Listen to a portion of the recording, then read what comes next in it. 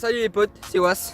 Je sais pas pourquoi je fais ça, je referai plus, vous inquiétez pas. Ce que je vais vous présenter aujourd'hui, c'est des dribbles qui vont vous permettre d'éliminer un joueur en face à face. Par exemple, là il y a le gardien dans le but, normalement.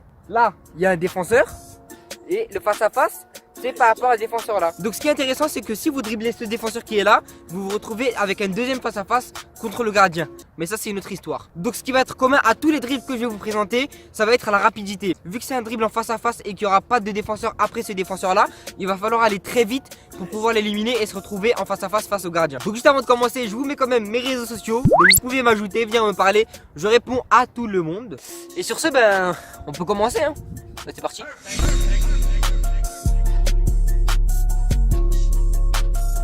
Ceux qui me connaissent un petit peu, vous savez que je commence d'abord avec les dribbles qui sont plus simples et ensuite je complexifie de plus en plus. Alors là, ce qu'il va falloir faire, c'est tout simplement faire croire qu'on va aller à gauche et au dernier moment mettre un grand crochet et aller vers la droite et sprinter à fond. Pour les gauchers, c'est juste l'inverse, vous faites genre que vous allez à droite et au dernier moment, vous mettez un grand crochet et vous allez vers la gauche.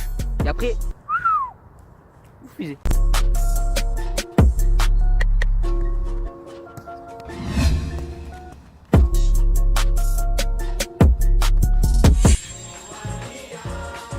Pour ce premier dribble, on commence comme d'habitude assez tranquillement. Tout se joue dans l'explosivité. Vous allez avancer vers la gauche ou la droite en faisant croire que vous allez aller de ce côté. Puis au dernier moment, vous allez mettre un crochet en poussant la balle à 1 ou 2 mètres pour pouvoir lâcher une grosse accélération. Donc comme vous l'avez compris, le but c'est vraiment de surprendre l'adversaire.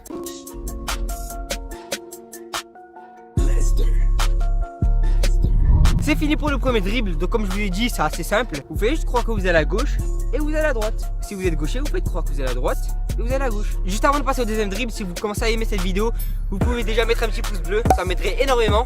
Donc merci à tous ceux qui le feront. Et on passe maintenant au deuxième dribble. Pour ce deuxième dribble, qu'est-ce qu'on va faire? On va faire un double contact. Mais pas les doubles contacts comme Iniesta, parce que lui il les fait à l'arrêt, ou pratiquement à l'arrêt. Nous on va le faire très rapidement. Et le défenseur, il va pas avoir le temps de se retourner.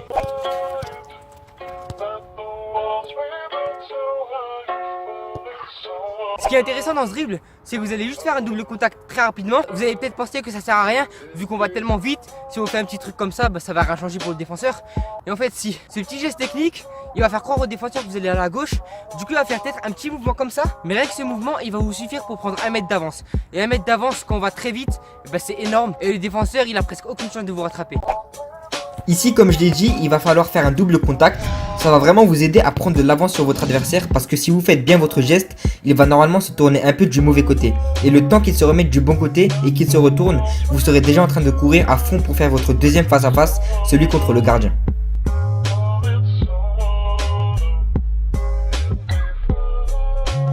Et voilà pour ce deuxième dribble. Après 2, il y a... La réponse est 3.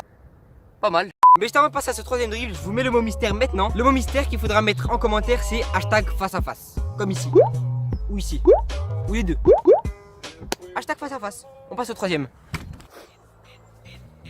Pour ce troisième dribble, ça va être un passement jump tout simplement. Mais il faudra en faire juste un. Pourquoi ça? Parce qu'au début, je vous avais dit qu'on doit aller vite. Et un passement jump, si tu en fais 2, 3, 4, bon, au final, tu perds ta vitesse. Là, juste un passement jump, c'est très suffisant. Tu gardes ta vitesse et tu élimines le défenseur. Tout simplement. Tu peux le faire aussi de l'autre côté, ça marche très bien.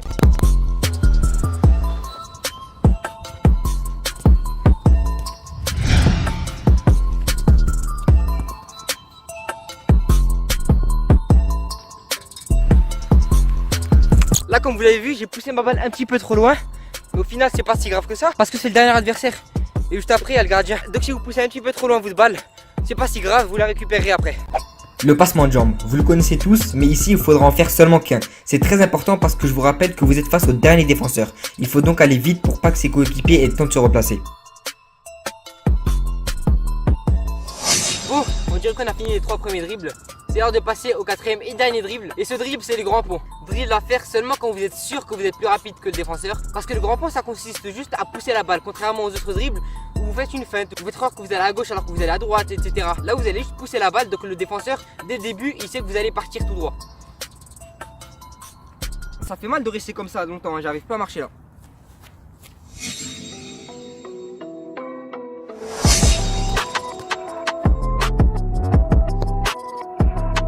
Bon, je crois crois que ce dribble, vous l'avez compris, il est pas si compliqué à reproduire. Donc c'est pour ça que je vais vous présenter des variantes. Ça peut être plus ou moins efficace, ça peut être juste pour la beauté du geste. Mais je vais vous en présenter et vous choisirez celle que vous voulez en match.